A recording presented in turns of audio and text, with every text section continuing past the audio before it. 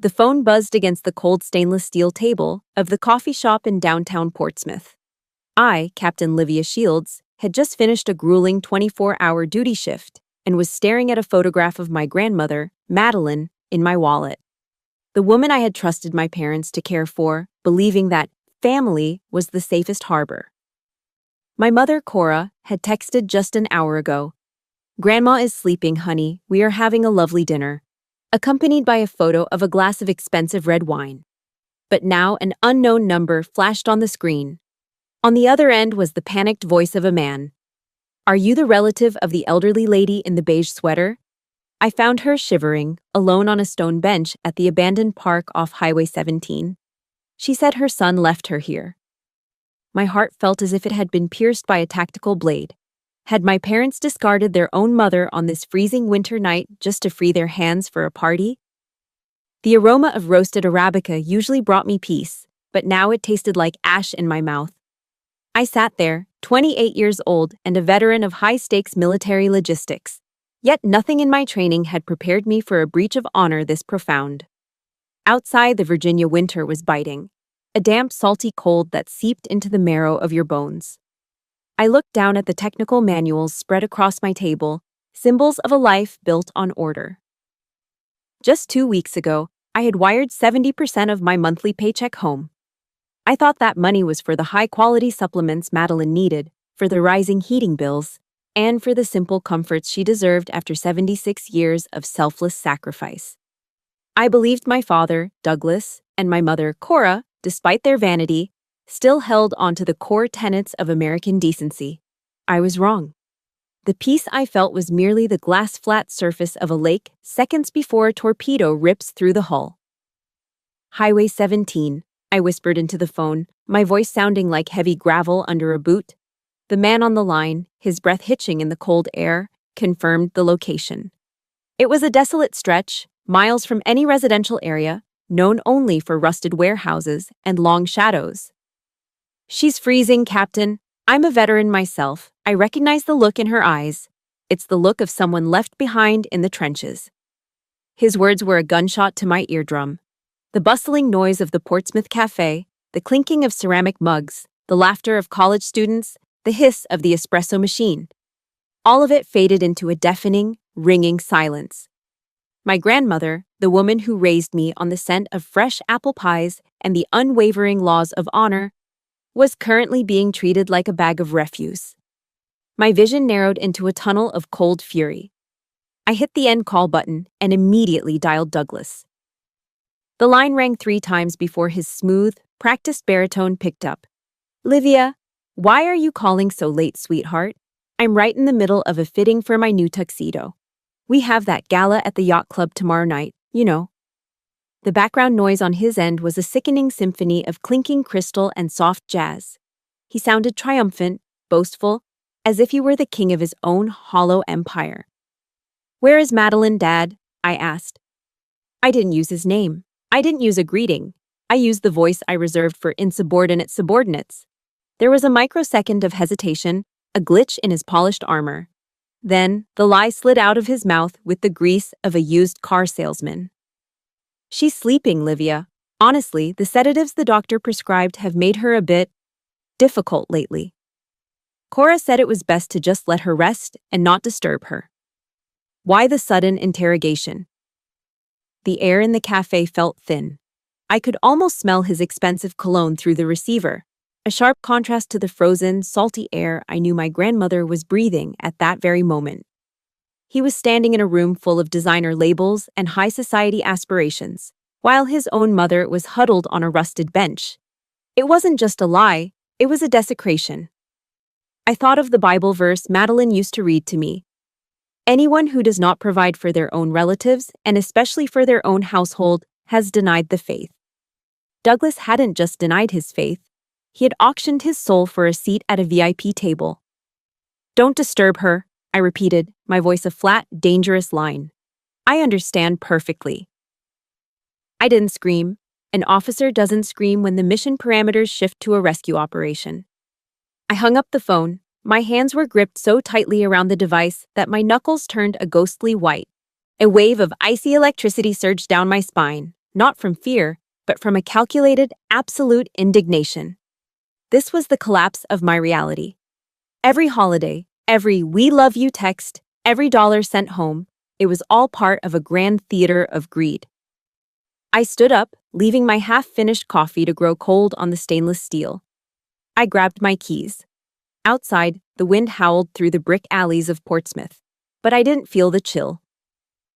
I reached my Ford F-150 parked at the curb. I climbed in, the engine roaring to life with a primal growl that matched the storm inside me. The world I knew had crumbled into dust, and as I shifted the truck into gear, my objective was singular. I was going to retrieve the only teammate I had left in this world, and then I was going to burn my parents' house of cards to the ground. If Livia's discovery made your blood boil as someone who values family and honor, please support her journey by hitting the like button. Have you ever felt the sting of a betrayal from those who were supposed to protect you?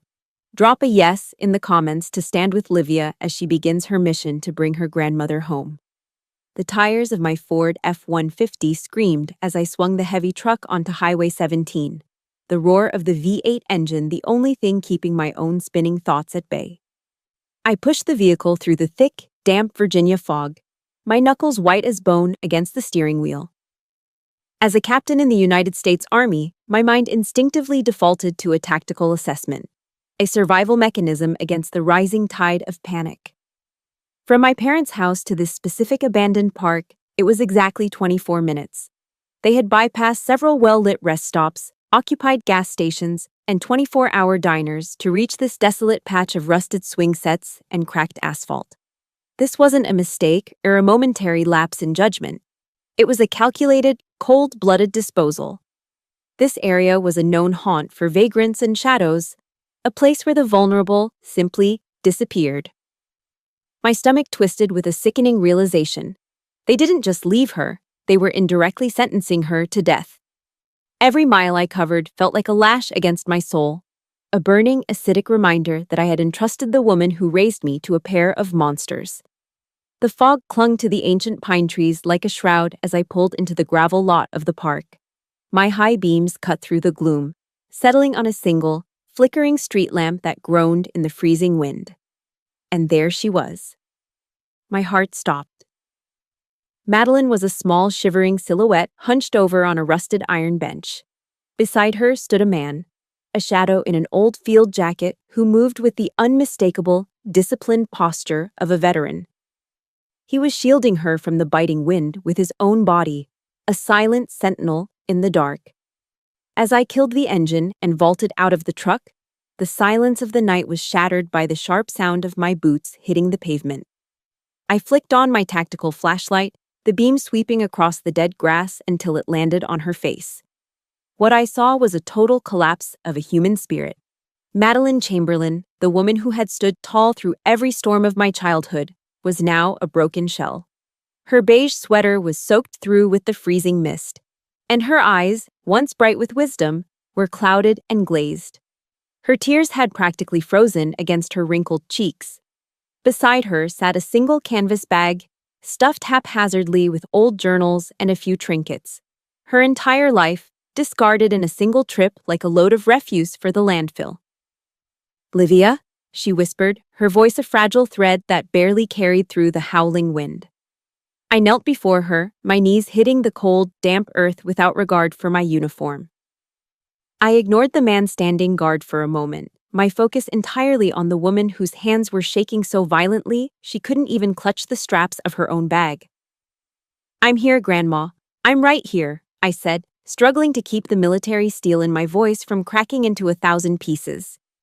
She leaned in, her breath smelling of the faint, medicinal scent of the oil she used for her aching joints. They said I was a parasite, Livia," she rasped, the words tumbling out in a broken, agonizing sob. "Cora told me that your soldier's salary wasn't enough to pay for the burden of having me in the house. She said she couldn't stand the smell of an old woman's medicated oil in her designer hallways anymore. She said I was rotting the air of her perfect life."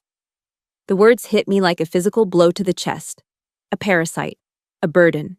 My mother had taken the 70% of my paycheck I sent home every month and used it to fuel her shallow social climbing, all while treating my grandmother's very existence as a debt that had to be repaid in daily humiliation. They had stripped her of her dignity, weaponized my sacrifice against her, and then tossed her out into the dark because she no longer had any utilitarian value to their brand. The betrayal was absolute. It wasn't just about the money. It was about the cold-blooded dehumanization of the person who had given them everything. I stood up slowly, the fury inside me transitioning from a wild, uncontrolled fire to a focused, freezing laser. I reached into the back seat of my truck and pulled out my dress blues, the heavy dark blue wool of my formal uniform. It was a garment of highest honor, a symbol of the oath I took to protect. Without a word, I draped the jacket over her shivering shoulders. The gold buttons and the sharp military stripes stood in stark, defiant contrast to her tattered beige sweater and the rusted iron bench. "Don't say another word, Grandma," I said, my voice as cold and heavy as the steel of my sidearm. "Their mission is over. They have deserted their post. My mission begins now." I didn't let her walk another step in that godforsaken place. I reached down and lifted her into my arms, feeling the terrifying skeletal lightness of her frame. She felt like a bird with broken wings, fragile and hollow. As I settled her into the warm, heated cab of the Ford, I looked at the stranger, the veteran who had watched over her. He gave me a sharp, silent nod, a recognition of duty and shared code. I climbed into the driver's seat and locked the doors, the clicking sound echoing like the chambering of a round in a quiet room. I looked at the dark road leading back toward Portsmouth. My parents thought they were free of their burden. They thought they could go back to their yacht club parties and their hollow prestige without consequence. They were wrong. I wasn't taking her back to that house of lies. That home was dead. The war had just moved to a new front, and I was bringing the full weight of my honor to their doorstep. The silence in my small safe house apartment in Portsmouth was thick enough to choke on, broken only by the rhythmic, fragile wheezing of my grandmother as she slept in the guest room. I stood by the window, watching the sunrise over the Virginia coastline, but I felt no warmth. My laptop was open on the kitchen counter, glowing with the sickly blue light of a reality that didn't exist. On the screen, my mother's Facebook profile was a masterpiece of manufactured bliss. Cora had posted a photograph of a sun-drenched patio, featuring a silver tray with a full English breakfast, golden croissants, jars of organic raspberry jam, and 2 delicate porcelain cups. Her caption read, "A peaceful morning knowing Grandma has been moved to the best resort for her golden years. Family is everything." The best resort she spoke of was a rusted iron bench on Highway 17. The audacity of her lie was not just a sin, it was a clinical pathology. I felt a wave of nausea roll through my stomach. For 10 years, I had been the silent financier of this theater. Every deployment, every extra shift, and 70% of my officer's salary had gone into maintaining this fortress of lies. I had believed I was protecting my family's dignity, only to find out I was paying for the shovels they used to bury my grandmother's soul. I took a deep breath, the cold air from the window sharpening my focus. It was time to initiate a signals intelligence operation. I pulled out my phone, set it to speaker, and hit the record button. I needed their lies documented in high fidelity. The line rang twice before my father, Douglas, picked up. His voice was smooth, draped in the arrogant comfort of a man who believed his social status made him untouchable. "Livia, darling, you're up early. Did you sleep well?" "I'm fine, Dad," I replied, my voice a flat, calculated mask of calm. "I was just thinking about Grandma. I wanted to send some extra funds for her checkup. I want to make sure she's getting the best care." I heard him chuckle, a sound of condescending affection that made my skin crawl. "Livia, you are truly thoughtful to a fault." "But there's no need, sweetheart. I've already taken care of everything. Madeline is currently at a high-end private clinic in the suburbs. Very exclusive, very quiet. In fact, they have a strict no-phone policy for the patients to ensure absolute tranquility. She's probably having a massage right now." He lied with the professional ease of a man who had forgotten what the truth sounded like. He didn't miss a beat, didn't stumble over a single syllable. He sat there, likely sipping expensive coffee, describing a fictional paradise while his mother lay in my guest room with frostbitten fingers. My heart constricted as I realized how easily he must have manipulated me for a decade. Every "she's doing great" and every "she misses you" was a calculated move in a game I didn't even know I was playing. A high-end clinic, I repeated, my voice tight. That sounds expensive. Can I have the address? I'd like to send her some flowers. Before Douglas could answer, the phone was snatched away. Cora's voice, shrill and dripping with elitist venom, pierced the air. Listen to me, Captain. Don't you dare bring that interrogation habit you use on your subordinates into this house. We are your parents, not your suspects. I just want to know where she is, Mom, I said, my grip on the phone tightening until my knuckles ached. You are just a low-level soldier, Livia, Cora hissed, her voice vibrating with a decade of suppressed resentment. You spend your days covered in mud and motor oil, playing hero in the dirt. You have no idea what it takes to maintain an elite lifestyle or the burden of managing a senile old woman in high society. Madeline being with us was an act of charity, a sacrifice we made for your sake. If you continue to interfere with our decisions, don't be surprised when we cut off all communication. You'll never see her face again. We will make sure you are legally barred from her life. Do you understand? The threat was clear. They were weaponizing her life against me, using my love for her as a leash. They believed they held all the cards because they had the money, the prestige, and the social standing in this town. They saw me as nothing more than a source of income and a muddy-booted outsider to their polished world. I didn't argue. I didn't beg. I simply hung up. The silence that followed was heavy with the metaphorical scent of gunpowder. They thought they were in a position of power, sheltered behind their yacht club memberships and designer labels. But they had forgotten one fundamental rule of engagement. Never underestimate a soldier who has nothing left to lose. I sat down at my desk and opened a new folder on my drive. I labeled it Target Profile. They had spent years building their fortress of lies, but every fortress has a structural weakness. I began scrolling through my contacts, looking for the names of those who lived in the shadows of their elite neighborhood. The people they ignored, the neighbors they looked down upon. I was going to find the cracks in their perfect world. I wasn't just going to take my grandmother away. I was going to strip them of the only thing they valued more than life itself, their reputation. The reconnaissance phase was over. It was time for the ambush. The air inside the Sunset Diner was thick with the heavy scent of old grease and the bitter, metallic tang of coffee that had been reheated far too many times. It was a classic Virginia, greasy spoon. The kind of place where secrets were whispered over chipped ceramic mugs and vinyl booths that had seen better decades.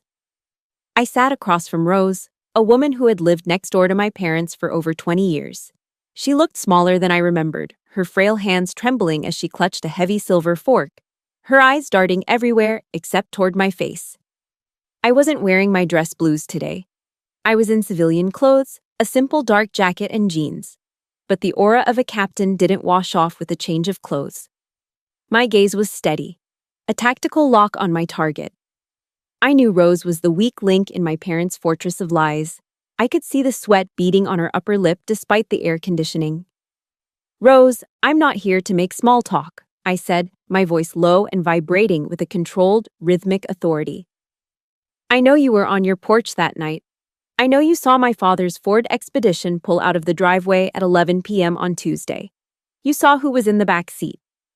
The silence that followed was heavy, punctuated only by the distant sizzle of the grill and the muffled chatter of truckers in the back corner. Rose stared down at her half-eaten plate of hash browns. Livia, please, she whispered, her voice cracking like dry parchment. Douglas, your father. He told us all at the last neighborhood watch meeting that anyone who meddled in the Shields' private family business would be facing a massive defamation lawsuit. He's got friends on the council, Livia. He's got lawyers on speed dial. I'm a widow on a fixed income. I can't afford to be a liability to my own estate. It was a classic Douglas Shields move, using litigation as a weapon to build an empire of fear in a suburban cul-de-sac. He and Cora had effectively gagged the entire neighborhood. "And what did Cora tell you?" I pressed, leaning forward just enough to invade her personal space, the way I had been trained to do in interrogation rooms. Rose swallowed hard, her throat clicking. She said Madeline had finally lost it. "Cora told everyone at the garden club that your grandmother was suffering from severe dementia, that she was hallucinating and had started hurting herself just to get attention. She told us we shouldn't listen to anything Madeline said because she was demented and dangerous to herself." The sheer cold-bloodedness of the betrayal was a knife to my gut. They weren't just discarding her body, they were systematically erasing her mind and her character from the memories of everyone who knew her. By branding her as insane, they had ensured that even if she did find her way back, no one would believe her story. It was a total assassination of a human being's legacy. My grandmother, a woman who had taught Sunday school for 40 years, was being painted as a madwoman by the very people who shared her blood. I reached into my pocket and pulled out a photograph. It was a raw, unedited shot of Madeline sitting in the military hospital bed 2 nights ago. Her eyes were red-rimmed, staring into a void of pure, unadulterated heartbreak, her hands clutching the beige sweater I'd found her in.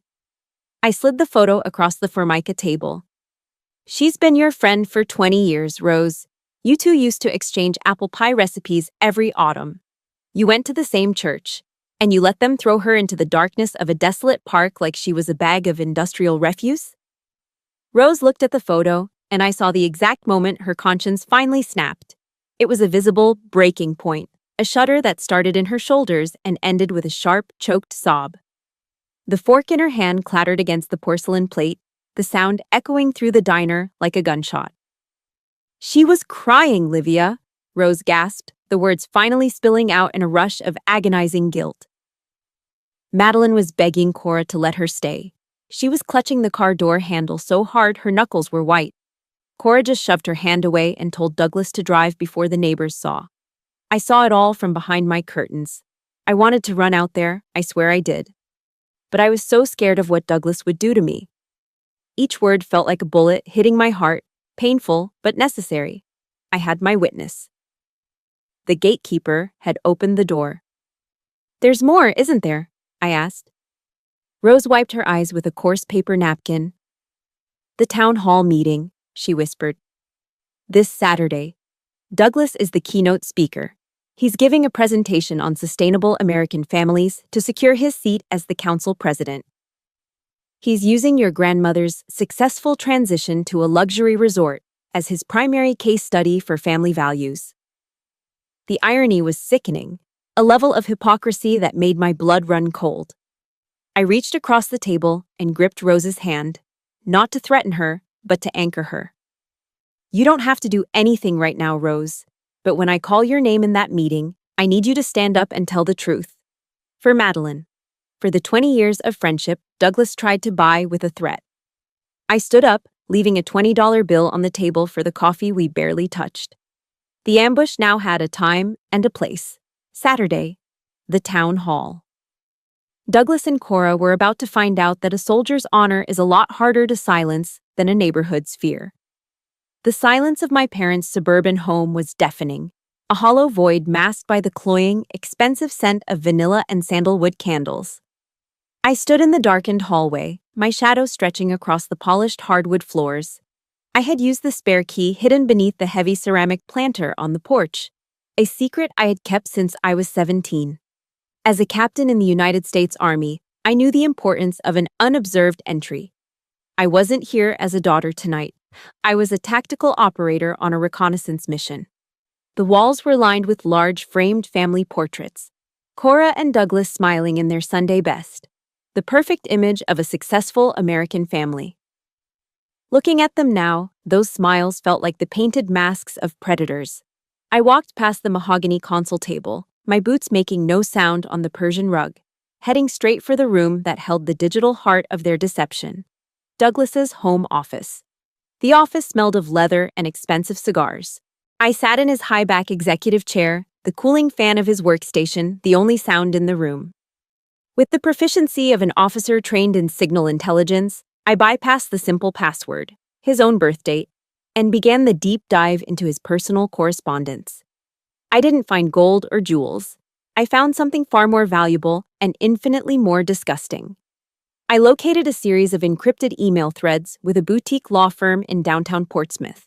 The subject lines were clinical and cold: financial incapacity assessment and asset liquidation strategy. As I scrolled through the attachments, the bile rose in my throat. Douglas and Cora had spent months meticulously documenting incidents of Madeline's supposed mental decline. They were building a legal cage to prove she had lost her capacity to manage her own affairs. Their goal was to seize control of her Social Security, her modest savings, and her veteran's widow pension. It was systematic, legalized theft. I saw my own name mentioned in a memorandum. Livia's contributions are to be diverted to the House Maintenance Fund immediately upon the filing of the incapacity papers. For 10 years, I had poured my heart and 70% of my officer's salary into this house, thinking I was securing a future for my grandmother. In reality, I was funding the very lawyers who were drafting the papers to erase her autonomy. I was the unwitting financier of my own grandmother's imprisonment. I moved to the security system interface next. The Ring camera data was stored in a cloud folder labeled Property Maintenance. I navigated to the timestamp of that freezing Tuesday night. The footage flickered to life, the high-definition night vision rendering the scene in eerie shades of gray. I saw the front door swing open. Douglas appeared, his hands gripped tightly around Madeline's upper arms as he hauled her toward the SUV. She looked so small, so fragile, her feet shuffling to keep up with his angry, impatient strides. Then Cora stepped into the frame. She wasn't crying. She was adjusting her silk scarf, her face a mask of bored annoyance. I increased the volume, the audio picking up her sharp, piercing rasp over the sound of the wind. Just get her in the car, Douglas.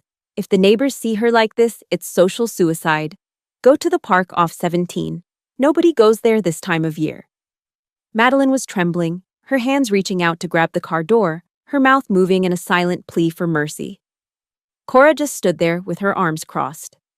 Just go, you senile old woman. You're ruining our reputation with that smell and your constant rambling. You're lucky we aren't leaving you at a shelter. Seeing my grandmother clutch that car door like it was her last hope for survival made my breath catch in my chest. My heart felt as if it were vibrating, ready to explode against my ribs, with a pressure I had never felt even in the heat of combat. The final piece of the puzzle lay in a hidden directory labeled Project Haven. It wasn't a clinic or a resort. It was a real estate development plan. My grandmother owned a significant tract of coastal land on the outskirts of the city, land that had been in the Chamberlain family for generations. Douglas and Cora had discovered that the city had quietly rezoned the area for a multi-million-dollar luxury resort. They weren't just discarding her for convenience, they were clearing her out of the way so they could sell her birthright to the highest bidder. This was a strategic purge, a war of greed where the casualty was their own mother. I leaned back, my eyes burning. I felt a strange, cold emptiness. My parents were no longer human beings to me. They were monsters draped in designer labels. I stood up to leave, but my hand brushed against a small, dusty wooden door in the corner of the office, the old linen closet. Inside, pushed back into the shadows and covered in a fine layer of dust, was a garment bag. I unzipped it and found my grandfather Harold's old army uniform. The brass buttons were tarnished, but the patches, the same ones I wore, still held their shape. I touched the rough wool, remembering his voice telling me to always protect those who couldn't protect themselves. It was a sentinel from the past, a silent reminder of the oath I had taken. I took out my encrypted USB drive and copied every email, every video, and every legal document. I erased my digital footprint with practiced ease and stepped back into the hallway. I looked at the family portrait on the wall one last time. They wanted to maintain their reputation? Fine. I was going to give them a reputation that would follow them to their graves. I walked out into the night, the weight of the truth in my pocket, ready to bring the full force of my judgment to the town hall. The Portsmouth Town Hall was a grand, echo-filled sanctuary of white marble and polished mahogany, a place where the collective conscience of our community was supposed to reside. Tonight, the air was heavy with the scent of expensive perfume and floor wax, buzzing with the low hum of 400 influential citizens. At the front of the room, standing behind a podium draped in a banner that read, "Sustainable American Families," was my father, Douglas Shields. He looked every bit the successful patriarch in his charcoal gray Italian suit, his voice booming with a practiced, hollow sincerity. "Integrity is the bedrock of our neighborhood," he proclaimed, gesturing to the audience with a smile that had fooled me for 28 years. "Responsibility to our elders is not just a duty, it is the soul of the American home." The irony was a bitter poison in my throat. I stood at the very back of the hall, the heavy oak doors still vibrating from my entrance. I wasn't the daughter they expected to see. I was wearing my dress blues, the dark blue wool pressed to a razor's edge, my silver bars and service ribbons catching the harsh overhead lights. Every step I took toward the stage was a rhythmic, metallic strike. The sharp click-clack of my polished heels hitting the hardwood floor like the beat of a war drum. Beside me, Madeline stood tall, her hand resting lightly on my forearm. She wasn't the demented old woman my parents had described. She was a silent monument of dignity, her eyes clear and filled with a cold, unwavering light. The hall fell into a vacuum of silence. The whispering stopped. Douglas froze mid-sentence, his hand suspended in the air as if he had been turned to stone. His face went through a terrifying transformation, from arrogant confidence to a pale, sickly mask of pure dread. Cora, sitting in the front row, let out a soft, audible gasp, her fingers digging into her designer leather clutch. I didn't wait for an invitation. I marched up the center aisle, the eyes of Portsmouth burning into my back. I reached the stage, stepped up to the AV technician's desk, and thrust my encrypted USB drive into the system. "Ladies and gentlemen," I said, my voice projecting with the flat, dangerous clarity of a field commander. "I am Captain Livia Shields. I am not here to talk about abstract integrity. I am here to show you the reality behind the designer suits and the yacht club memberships." I hit the play button. The giant projector screens behind Douglas flickered to life. The first thing that hit the room was the sound, the sharp, piercing rasp of Cora's voice. "Just get her in the car, Douglas. If the neighbors see her like this, it's social suicide. Go to the park off 17. The audio from the Ring camera echoed through the vaulted ceiling, every word a hammer blow to my father's reputation. Then, the video played. The 400 people in the room watched in stunned horror as Douglas roughly hauled my grandmother toward the SUV. They saw her small, frail hands clutching the door handle in a desperate plea for mercy. They saw Cora standing with her arms crossed, her face a mask of cold, elitist indifference. "Go to the park," my father's recorded voice echoed through the hall, sounding like a death sentence. "Stay there until you clear your head, you old burden." The reaction was instantaneous. A collective gasp rippled through the audience, followed by a low, dark growl of indignation. These were people who had known Madeline for decades, people who had bought her apple pies and sat next to her in church. They were seeing her soul being systematically dismantled by the very people who claimed to be her protectors. Cora snapped. She bolted from her seat, her face distorted with a wild, animalistic fury. She stormed onto the stage, her high-pitched scream echoing through the speakers. "You are a demon, Livia! You are a traitor to your own blood. You are destroying your parents for the sake of a senile, useless old woman who has been a parasite on our lives." I didn't flinch. I looked directly into her bloodshot eyes, my voice as cold as a Virginia winter. "She is not a parasite, Cora. She is the mother who gave life to the man you married. She is the woman who raised me while you were busy chasing status at parties. You didn't just abandon her, you tried to erase her." Douglas stood behind the podium, his empire of lies crumbling into ash before his eyes. The Sustainable American Families banner seemed to mock him as he shrank under the gaze of his peers. Then, a voice rose from the third row. It was Rose. She stood up, her hand shaking, but her voice strong. "It's true," she cried out. "I saw them. I saw it all from my window, and I was too afraid to speak. Douglas threatened to sue me into the streets. They are monsters. One by one, more neighbors stood up. The room erupted into a symphony of condemnation. "Shame!" a man shouted from the balcony. "Shame on you, Douglas!" The word began to chant, growing louder and more rhythmic until the walls seemed to shake with the force of it. Shame! Shame! Shame! My parents looked smaller than I had ever seen them. Two terrified, hollow people caught in the glare of a truth they could no longer outrun. The mission was complete. The ambush was a total success. But as I looked at the wreckage of my family, I felt no joy. I only felt a profound, hollow sadness for the honor they had traded for a few pieces of silver. I took Madeline's hand, and together we walked back through the doors, leaving the echoes of the town's judgment behind us. If you felt the power of Livia's courage and the weight of that justice, please support her by hitting the like button. How would you react if you saw someone you loved being treated this way? Type honor in the comments. If you stand with Livia and Madeline against the lies, let's show the world that truth always finds a way out. The drive back from the Portsmouth Town Hall was conducted in a heavy, pressurized silence that felt more exhausting than any tactical march I had ever endured. When we finally reached my small safe house apartment, the air inside was cold and stagnant. I closed the door behind us, the click of the deadbolt sounding like a gunshot in the quiet room.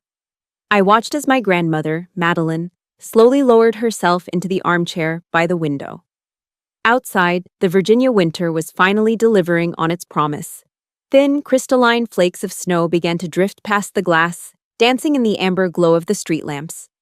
I took off my military cover, my stiff, peaked hat, and placed it on the kitchen table. My shoulders, which had been held at a rigid, unnatural tension for 48 hours, finally slumped. I had achieved the mission. The ambush was a total success. The truth was out. Yet, as I stood there in the dim light of my kitchen, I didn't feel like a victor. I felt a hollow, aching void in the center of my chest, a vast abyss where a family used to be. I moved mechanically, filling the kettle and setting it on the stove. The blue flame of the burner was the only spark of color in the room. Madeline sat motionless, her eyes fixed on the falling snow, her hands still trembling with a fine, rhythmic shudder. This was the true cost of the truth. It sets you free, but it leaves you standing among the jagged shards of everything you once believed was solid. I brought her a steaming mug of chamomile tea, the herbal soothing scent clashing with the cold metallic tang of my metals that still clung to my chest. We didn't speak. There were no words left in the English language that could adequately describe the feeling of watching your own parents be devoured by the very greed they had cultivated like a poisonous garden. By 10 o'clock that night, the digital world had finished what I started at the podium. The news of the Shields scandal had ripped through Portsmouth faster than a munitions fire. My phone buzzed incessantly on the counter with messages from old high school friends, distant cousins, and fellow officers. On social media, the destruction was absolute. The perfect family aesthetic Cora had spent 10 years and 70% of my salary to maintain was being systematically dismantled by 1,000 angry comments. The photographs of their designer breakfasts and yacht club galas were now digital monuments to their hypocrisy. Douglas and Cora had become social pariahs in the very town they had fought so hard to dominate. They were now trapped in a prison without bars. A sentence of public shame that would follow them through every grocery store aisle and every quiet street in Virginia. I scrolled through the headlines for a moment, seeing my father's pale, terrified face frozen in a screen grab from the town hall video. I felt a sudden, sharp pang of sorrow, not for the people they had become, but for the parents I had dreamed they were. I couldn't stay inside. The silence of the apartment was starting to feel like a confession. I stepped out onto the small balcony, the biting Virginia air hitting my face like a physical wake-up call. I looked up at the stars, obscured by the swirling white flakes, and remembered a different winter. I remembered being 5 years old, being hoisted onto Douglas's broad shoulders as we walked through the Christmas market, and the way Cora used to hum a soft, southern lullaby until I fell asleep. I searched those memories for the monsters I had seen at the town hall. trying to find the exact moment when money and status had started to rot their souls from the inside out. Why was $10 million worth more to them than the woman who had birthed them? I felt a desperate, clawing need for a sign, a direction to tell me that I wasn't just another casualty of their war. I thought of a quote by Billy Graham. "When we have nothing left but God, we discover that God is enough." Tonight, with my family in ruins and my heart feeling like a scorched battlefield, I was beginning to understand the weight of those words. I walked back inside and stood before my dress blues, which were still hanging on the back of the door. The gold buttons gleamed, a silent reminder of my oath. I realized then that I could not change the past, and I certainly could not fix the broken people who had raised me. But as a soldier, I knew that when a position is compromised, you relocate. You find higher ground. I looked at Madeline, who had finally fallen into a shallow, restless sleep in the chair. I wasn't going to let their cruelty define the rest of our lives. I made a choice right then, standing in the quiet of that Portsmouth midnight. We weren't going to hide, but we weren't going to stay in the shadow of their shame either. It was time for a tactical move to a new front, a place where the air was clean and the truth didn't taste like ash. I began to pack a small bag, my movements precise and determined. I was closing the door on the house of lies forever to protect the only teammate I had left. The morning light in my small Portsmouth apartment felt softer, as if the sharp edges of the world had finally been filed down. I found my grandmother, Madeline, sitting in the breakfast nook, her eyes fixed on a battered wooden box. It was made of dark cedar, worn smooth by decades of touch, smelling of old memories and earth. As I sat down, she slid the box toward me, her thin fingers trembling with a quiet, steady purpose. "Livia," she whispered, her voice carrying a resonance I hadn't heard since before the storm at the park. "Your father and Cora saw me as a liability, an expense they didn't want to pay. But your grandfather, Harold, was a man of the soil. He knew the real value of a life is often buried where the shallow-minded refuse to look." I opened the box to find a stack of legal documents. They were land deeds and a comprehensive urban development report. Years ago, Harold had quietly purchased 50 acres of scrubland on the outskirts. Others dismissed it as worthless, but Portsmouth had recently finalized a massive rezoning plan. That scrubland was now the center of a new residential and commercial hub. According to the valuation summary from last month, the property was worth $3 million. I sat there, stunned, the paper feeling heavier than my service weapon. All the humiliation and the insults Cora had hurled at me became absurdly pathetic in an instant. My parents had discarded a literal gold mine because they were too blinded by their own petty greed to notice what was right in front of them. The news of the inheritance didn't stay quiet for long. By the next afternoon, as the legal filings moved through the county system, the silence of my apartment shattered. My phone became a battlefield. Douglas and Cora, who had spent the week hiding in shame, were suddenly desperate to reconnect. My screen filled with messages dripping with manufactured tears and frantic apologies. "Livia, we were just so stressed," Douglas wrote in one message. "We want to bring Grandma home and give her 5-star care." It was sickening. Their repentance didn't sprout from a change of heart. It sprouted the second they caught the scent of $3 million. In my world, there is no honorable discharge for those who betray their own. The climax of their desperation arrived 2 hours later with a frantic pounding on my door. Looking through the peephole, I saw Cora. Her hair was a mess, her face blotchy from crying. When I refused to open the door, she sank to her knees in the hallway, her sobs echoing through the wood. "Livia, please, we're your parents. Just let us talk to Madeline." I stood on the other side, my heart as cold and unyielding as the steel of my rank. They had deserted this family the moment they left a 78-year-old woman on a park bench in the rain. I walked back to the living room, where Madeline was watching me with quiet wisdom. She took my hand, her skin like wrinkled parchment. "Don't let the hatred consume you, Livia," she said, her voice a gentle anchor. "Don't carry that hate. It's a heavy pack, and you've already marched far enough. Forgiveness isn't about letting them back in," she continued softly. "It's about setting yourself free from the burden they created." I looked into her eyes and realized she was right. Forgiveness was the ultimate weapon. It was the power to move forward without being tethered to their rot. I thought of the words of Jesus, "Father, forgive them, for they do not know what they are doing." They truly didn't know. They had traded their souls for a lifestyle, and in the end, they lost both. The finality came in a glass-walled lawyer's office downtown. Madeline sat across from an attorney, her back straight and her dignity reclaimed. She signed the trust documents, officially transferring every acre into my name. "My son and his wife lost their right to this legacy long ago," she said, her voice echoing with the authority of a queen. "This property belongs to the one who knows the meaning of honor." Douglas stood in the lobby, watching us through the glass partition. His face was a mask of distorted regret, not for the mother he almost killed, but for the fortune he would never touch. They were left with nothing. No reputation, no family, and no millions. Their punishment was the life they had built, a hollow, impoverished existence in a town that would never forget their names for all the wrong reasons. As we walked out, I felt a new strength rising within me, a legacy of honor that was worth more than any medal or any amount of gold. I took Madeline's hand and didn't look back. We were heading toward a future they could never buy, protected by a truth they could never silence.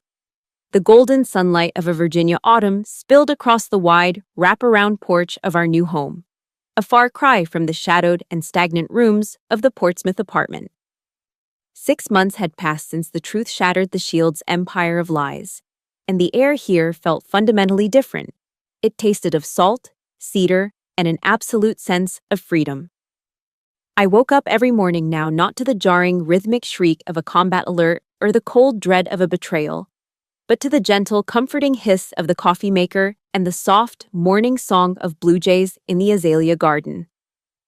This was the sanctuary I dreamed of during the long, lonely nights in the barracks. It was a place where every floorboard echoed with genuine respect instead of hidden resentment. Madeline looked 10 years younger. The deep lines of fear that once etched her face had softened into a radiant peace that seemed to glow from within her spirit. Her laughter was no longer a fragile, guarded thing. It was a warm melody that signaled our survival and our complete, beautiful rebirth in a house built on truth. Our souls had found their absolute peace. With the capital from the strategic sale of one small portion of the coastal land, I had officially launched Shields and Chamberlain, a private security and military consulting firm. It was a business built on the foundation my grandfather Harold would have respected: absolute loyalty, surgical precision, and unyielding integrity. I made it my primary mission to hire fellow veterans, men and women who carried their own physical and invisible scars, but still held fast to a sacred code of honor. Our office was not just a place of commerce, it was a sanctuary for those who had served and were looking for a new front to fight on. I did not wear my dress blues every day anymore, but the spirit of an officer remained at the very core of my operation. We worked with a discipline that was fair and firm, protecting those who could not protect themselves. I realized then that my service had not ended with my discharge. It had simply evolved into something more human. Steve Jobs once said that our time is limited, so we should not waste it living someone else's life. I was finally living mine, dictated by my own honor and integrity. The contrast between our new life and the hollow existence of my parents was undeniable and stark. A few weeks ago, I ran into Cora at a local discount grocery store on the outskirts of Portsmouth. The woman who once spent thousands of dollars on silk scarves and organic jams was now pushing a rickety trolley filled with generic brand canned goods and bargain basement detergent. She looked gray and exhausted, her clothes slightly frayed at the cuffs, her eyes now dull and defeated. When she saw me walking toward my new SUV in the parking lot, she did not scream. She simply ducked her head and hurried away into the shadows of the store, unable to meet my eyes. The social execution was absolute. Douglas was working 12-hour night shifts as a low-level security guard for a warehouse district, struggling to pay off the mountain of debt they had accrued trying to maintain their fake lifestyle. As I watched Cora scurry away, I did not feel the rage that had fueled me months ago. I only felt a deep, heavy pity for two souls who had traded their mother's love for a pile of silver that had finally turned to ash. They were still breathing, but they were living in a tomb of their own making, haunted by the ghost of a reputation they could never reclaim. As the evening sun began to dip behind the tree line, casting long amber shadows across the manicured grass, I sat on the porch with Madeline. A stack of old Polaroid photos of Harold rested on our laps. The colors faded, but the memories vivid and bright. She told me stories of their younger years, of the strength it took to build a life from nothing but dirt and determination. "Livia," she said, her hand reaching out to squeeze mine, her grip surprisingly steady and warm. "Your greatest victory was not the $3 million from the land or the professional success of this company. It was that you found your own soul in the middle of that hurricane." I nodded, feeling a lightness in my chest that no metal could provide. We walked inside together to prepare a simple American dinner: meatloaf, mashed potatoes, and green beans. The kind of meal that tasted like freedom and home. My scars were still there, hidden beneath my skin, but they were no longer wounds of betrayal. They were badges of honor, proof that I had fought for the truth and won. The dawn was finally here, and for the first time in my life, I was exactly where I was meant to be. Our journey was worth every mile of the march, and we were home. The community center in our small Virginia town was transformed today, filled with the delicate, honeyed scent of thousands of white roses, my grandmother Madeline's favorite flower. I stood backstage for a moment, adjusted the lapel of my blazer, and took a deep breath. The room beyond the curtain was humming with the quiet, respectful chatter of hundreds of people. There were veterans in their faded caps, elderly neighbors with weathered faces, and local leaders who had come to witness something rare: the birth of a legacy built on the ruins of a betrayal. Today marked the official launch of the Harold Chamberlain Memorial Fund. We had dedicated a massive portion of the $3 million from the land and the profits from my new firm to create a lifeline for the forgotten. We were building a safety net for the lonely seniors and the aging veterans who had been pushed into the shadows of society, much like my grandmother had been on that freezing night in the park. I looked through the gap in the curtain and saw Madeline sitting in the very front row. She was wearing a soft lavender dress, her silver hair perfectly coiffed, and she was smiling with a radiant, quiet pride that was the greatest promotion I had ever received. I walked onto the stage, the rhythmic click of my heels echoing against the polished wooden floorboards. As I reached the podium, the room fell into a sudden, expectant silence. I looked out at the sea of faces, adjusted the microphone, and felt the weight of every mile I'd marched to get to this moment. "I once believed that the only duty of a soldier was to fight on distant battlefields," I said, my voice projecting with a steady military clarity that reached the back of the hall.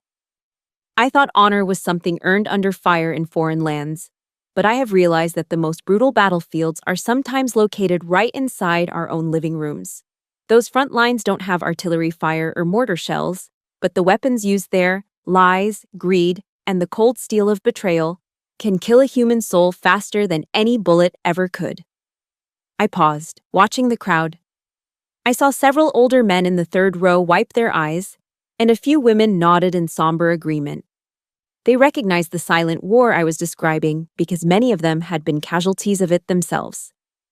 "We are here today to declare that no one gets left behind," I continued, my voice growing stronger. "We are here to ensure that the people who built this country and raised our families are never treated as burdens or discarded like yesterday's news. This fund is not just about money. It is about restoring the dignity that was stolen from them." As I spoke, I felt the final fragments of my own pain begin to dissolve. I was no longer the victim of a greedy father or a social climbing stepmother. I was an architect of the future, using the very stones that had been thrown at me to build a cathedral of hope for others. I thought of a quote by President Ronald Reagan that had become my mantra. "We can't help everyone, but everyone can help someone." Today, we were helping hundreds, and tomorrow, we would help thousands more. Toward the end of my speech, my eyes drifted to the heavy oak doors at the back of the hall. Two figures stood there, lingering in the shadows of the foyer, looking in with expressions of desperate, starving longing. It was Douglas and Cora. They were dressed in their best remaining clothes, trying to look like they still belonged in this world of influence and grace. They watched the standing ovation, the cameras flashing, and the local dignitaries shaking my hand. But they did not dare to step inside. They were ghosts at their own feast. They were the past that I had finally, fully forgiven, but a past that I would never forget. Forgiving them was the key that unlocked my own prison, but remembering them was the shield that would protect my integrity forever. They were no longer my enemies. They were simply a cautionary tale of what happens when a human being trades their honor for a hollow, golden cage. When the ceremony concluded, I stepped down from the stage and took Madeline's hand. We walked out of the center and into the crisp afternoon air, strolling beneath the towering, whispering pine trees of Virginia.